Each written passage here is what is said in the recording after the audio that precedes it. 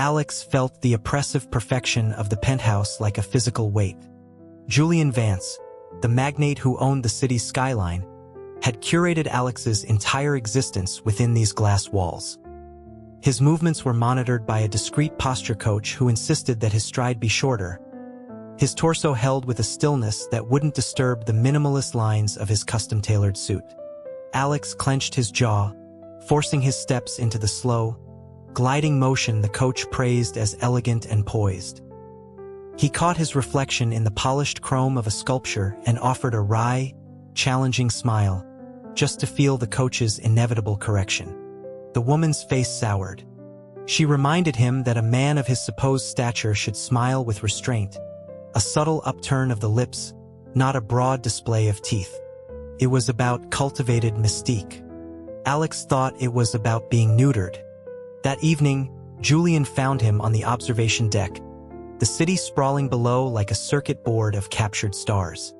Julian's own smile was wide and unguarded as he strode across the deck, asking Alex how he felt, if any old memories had surfaced.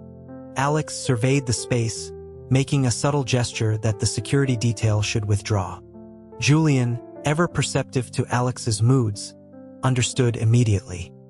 His smile tightened as he waved his men away.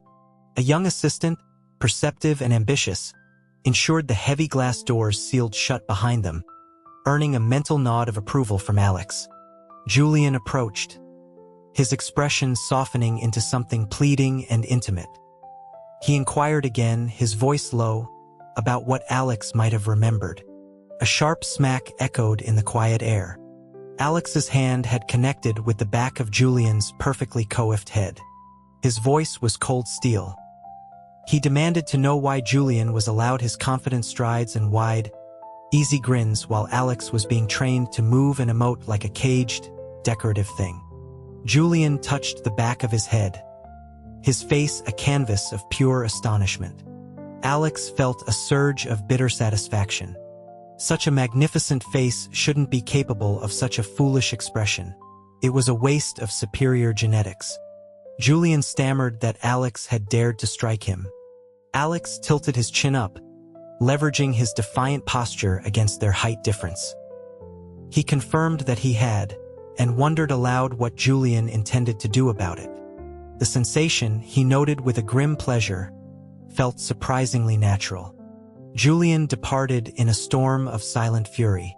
Alex was confined to his suite, but the overbearing coach was gone. The silence was a balm to his frayed nerves. He promoted the quick-thinking assistant who had sealed the doors, making her his new chief of staff. The young woman tearfully pledged her undying loyalty. Alex told her that wouldn't be necessary. He tried to probe her for information about his past, but she knew nothing, only that since she'd started at Vance Industries, Alex had been Julian's untouchable favorite. The mystery of his own identity deepened. Where had his memories gone? And why was Julian so obsessed with him remembering? Once his confinement ended, the corporate vultures and socialites who orbited Julian resumed their daily ritual of paying respects to Alex. Without the coach's constant critiques, Alex finally allowed himself to truly see them. They were stunning, a collection of ambitious beauties in sharp suits and designer dresses. He realized they weren't his rivals for Julian's affection. If he played his cards right, they could be his own court. A vice president named Felicia arrived late one morning, her walk a calculated performance of delicate exhaustion. She mentioned with feigned nonchalance that Julian had spent the night in her department finalizing a merger, which had run quite late. She hoped Alex wouldn't mind her tardiness.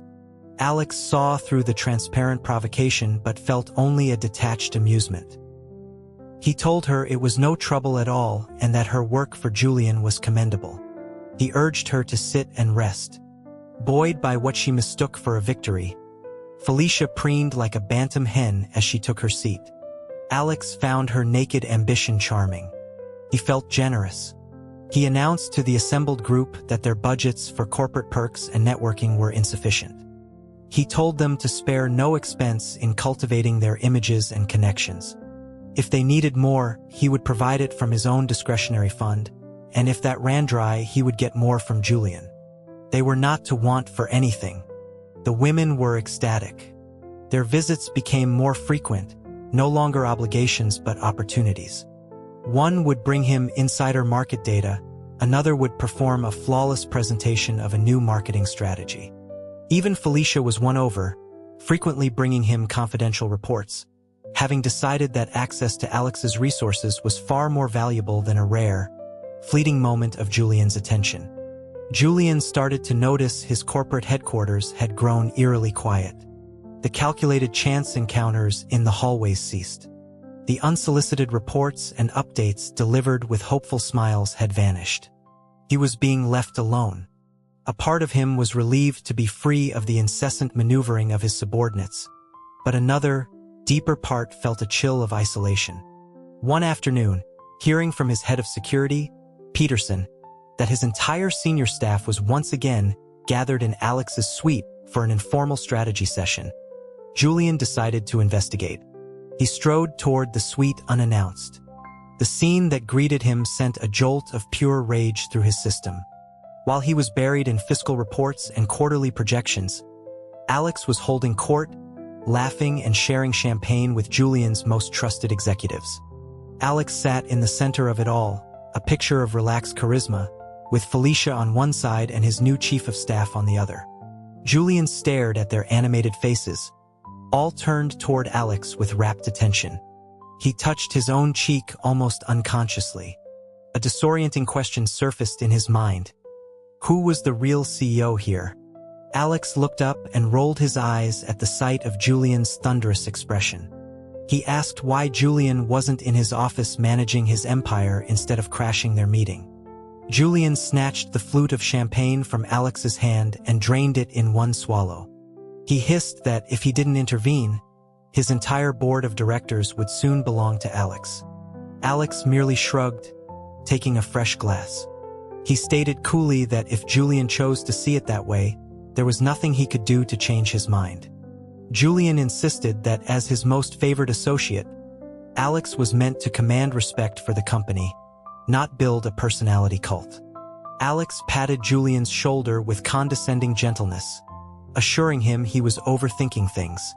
They were just his colleagues, and he thought they respected him quite well now. Julian countered that it seemed they regarded Alex as their son, while he himself had become an afterthought. A sly, calculating glint entered Alex's eyes. He leaned in close to Julian, his voice a conspiratorial whisper.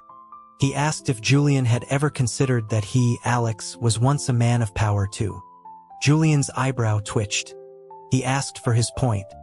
Alex proposed that perhaps he should build his own circle, his own power base, filled with men of talent and ambition. He promised he would stay out of Julian's corporate affairs. For a long moment, the air was thick with unspoken tension. Julian's face cycled through a kaleidoscope of emotions. Pale shock, red anger, dark fury. Alex, fearing Julian might be having a stroke, reacted on instinct. His hand shot out, but he misjudged the angle, his muscle memory leading him to slap the back of Julian's head again. Cursing his damned familiarity with the gesture, he immediately corrected, his open palm becoming a fist that he drove squarely into Julian's abdomen. Julian doubled over, vomiting the champagne onto the pristine white rug. He looked up at Alex with a mixture of terror and disbelief, scrambling backward a few steps.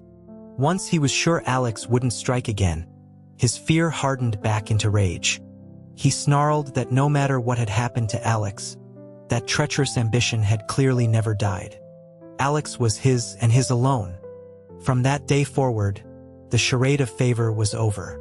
Julian stripped Alex of his privileges, his suite, his staff. He was reassigned to the sub-basement archives, tasked with the mind-numbing labor of digitizing decades of paper records. His days were spent in dusty solitude, and his nights were spent in Julian's bed, where a desperate, punishing passion replaced all tenderness. Julian would demand, between ragged breaths, if Alex would finally swear to love only him, for all time. Alex, even in the throes of pleasure, couldn't bring himself to lie. There was a world of fascinating people out there. He refused to be tethered to a single gilded cage. His honest refusal was always met with Julian pulling away and the next day's workload being doubled. One morning, rubbing his aching shoulders, Alex's legs trembled with exhaustion as he climbed a ladder to retrieve a box of old schematics. He lost his footing. The world became a blur of falling paper and then blackness as his head struck the concrete floor. He awoke slowly, the smell of dust and old paper filling his nostrils. But his mind was luminously clear. The fog was gone. His eyes, now sharp and profound, scanned the bleak archival room. To hell with this. He wasn't Alex. He was Julian Vance. And he was done playing the part of a broken pet. The man known as Alex Sterling, now with the memories and identity of Julian Vance fully restored, surveyed his new operation. The sign on the door read Aura Strategic Consulting. It was a front.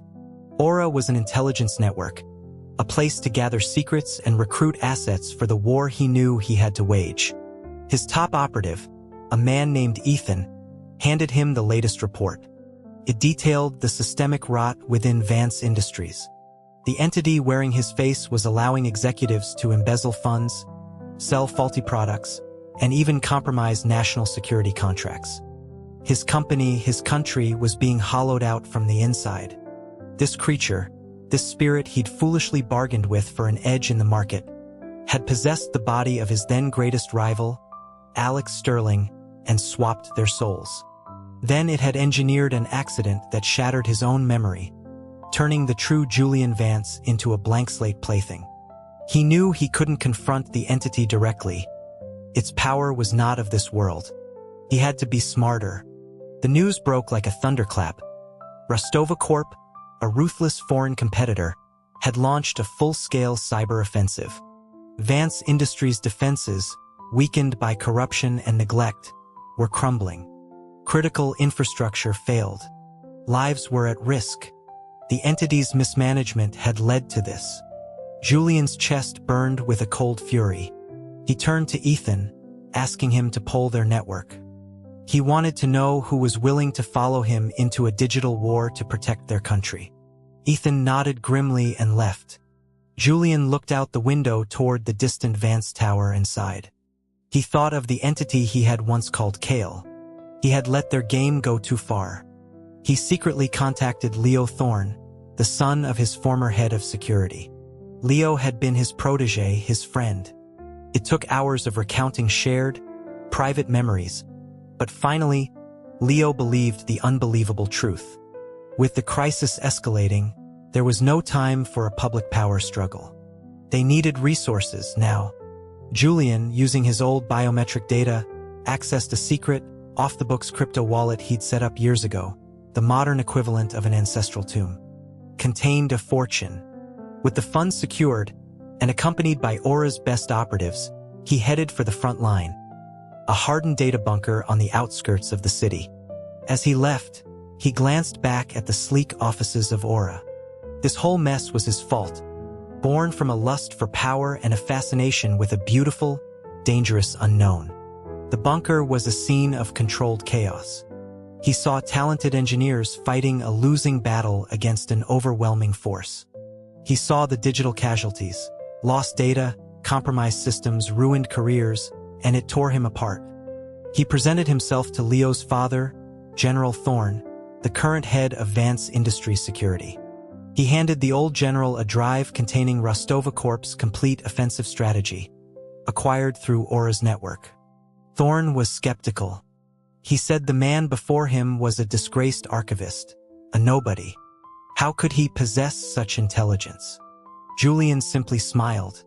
He told the general that out here, a man's worth was defined by his actions, not his title. He then put on a simple black baseball cap, pulling the brim low to obscure his face. He said that the identity he once had was irrelevant. He asked if this intel was enough to earn him a place on the command team. He called himself Midas. Thorne was still hesitant.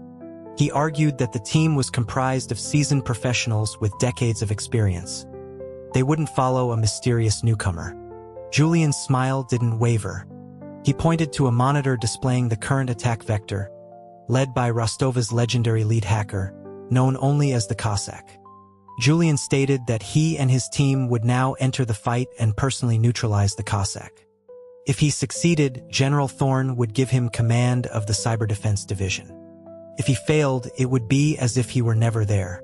After a long, tense moment, Thorn gave a single, curt nod. Julian, now Midas, turned to his small team. He told them that this was their only chance to turn back. The fight ahead was perilous. Their digital and physical lives were at risk. Their faces were grim, their eyes steady. They would not retreat. With a shared look of resolve, they moved to their terminals. Their entry into the digital fray was like a small boat in a hurricane.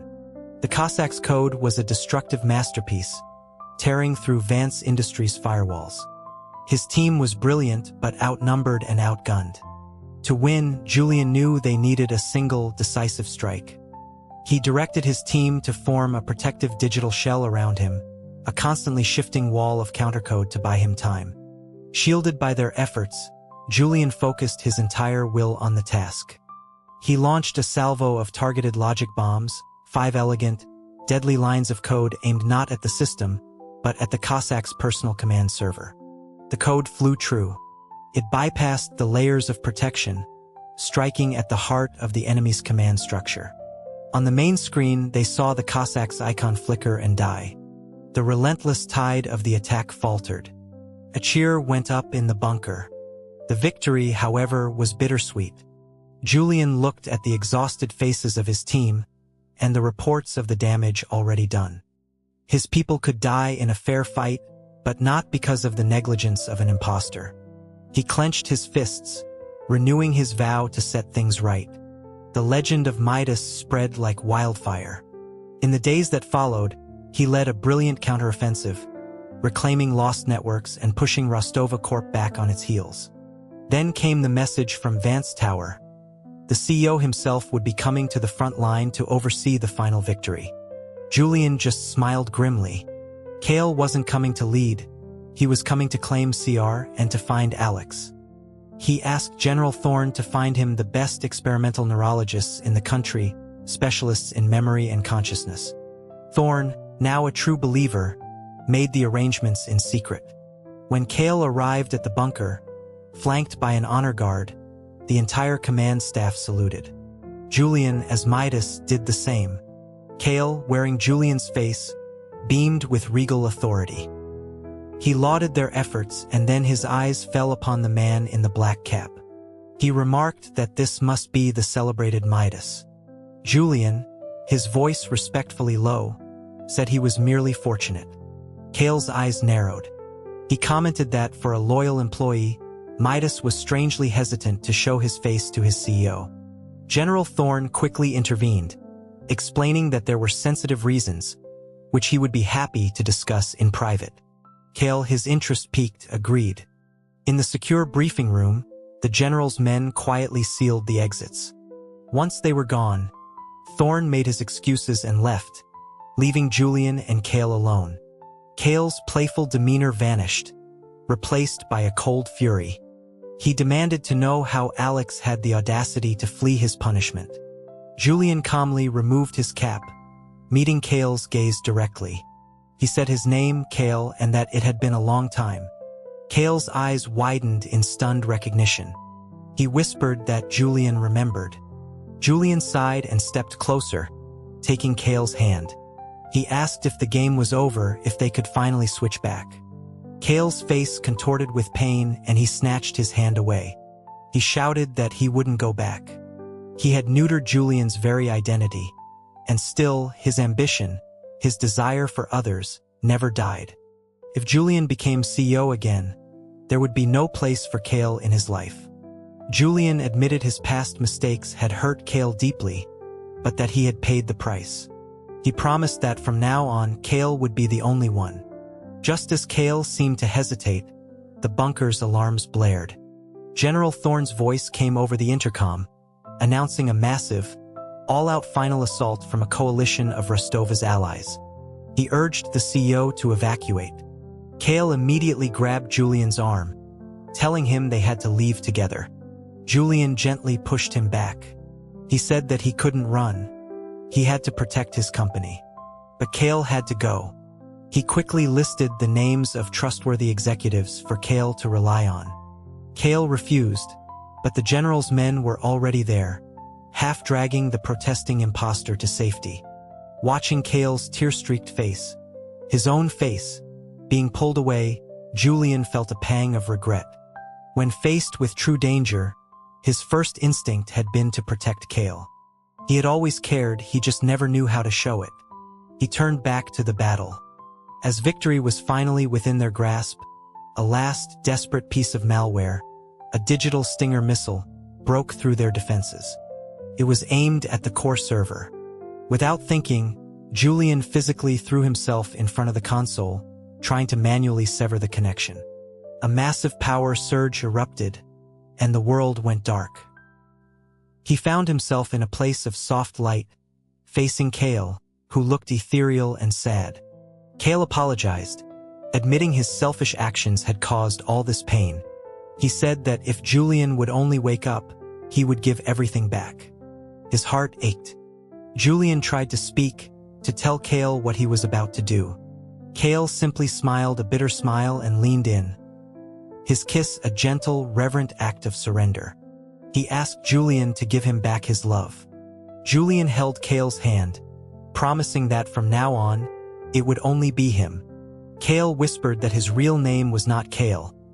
It was a name given to him by the wind and the stars, an echo of a promise. When Julian awoke, he saw his own familiar, strong hands. He was back. But beside him, the man who was once Alex Sterling was pale and still, his brow furrowed in pain. A deep dread seized him. He yelled for General Thorne and the neurologists. One of the doctors examined the still form, his expression grim. He explained that the entity had been a being of immense potential, but in swapping souls with a human of Julian's stature, and by causing such widespread disruption, it had violated a fundamental balance. The backlash, combined with expending the last of its energy to restore Julian's consciousness, had stripped it of all its power. Another doctor added that it had squandered millennia of existence on a human whim and was now regressing to its primordial state. Before Julian could ask what that meant, he watched in horror as the man in the bed began to shimmer and change, shrinking until all that was left on the white sheets was a small, perfect, crystalline fox. Regret was a hollow, aching thing. They should never have ended like this. A single tear fell from Julian's eye and landed on the crystal's surface. He rewarded Thorne and the neurologists lavishly, then returned to Vance Tower with the fox. The doctors had told him there was a sliver of a chance. If he could rule with wisdom, if his empire could become a force for genuine good, the sheer positive energy and influence, his corporate destiny, might one day reawaken the consciousness within the crystal. He looked at the smooth, silent form. He had made a promise, and he would keep it. Upon his return, he acted with ruthless efficiency. The corrupt executives were purged, their assets seized. The socialites and hangers-on were dismissed. He walked through the now empty penthouse, the crystal fox held tightly in his arms. He had truly made himself a king of a lonely castle. He didn't know how long it would take, but he knew he had fallen for the brilliant, impossible being from their first meeting. A creature of peerless beauty and sharp intelligence. A rival who could have been his equal. But he had been too arrogant, too young to understand what he had. Years turned into decades. Julian grew old. He adopted a successor who was now ready to lead. The crystal fox grew old with him, its luster fading slightly, but it remained silent. He sat on the observation deck, the city lights seeming dimmer now. He whispered to the crystal, asking if they might meet again, in another life. The only answer was a faint, internal shimmer of light, a final, weak pulse. He told the fox that next time he would not break its heart. As he spoke his last words, the light in the crystal went out. He felt his own heavy eyelids begin to close. No, he thought with his last conscious breath.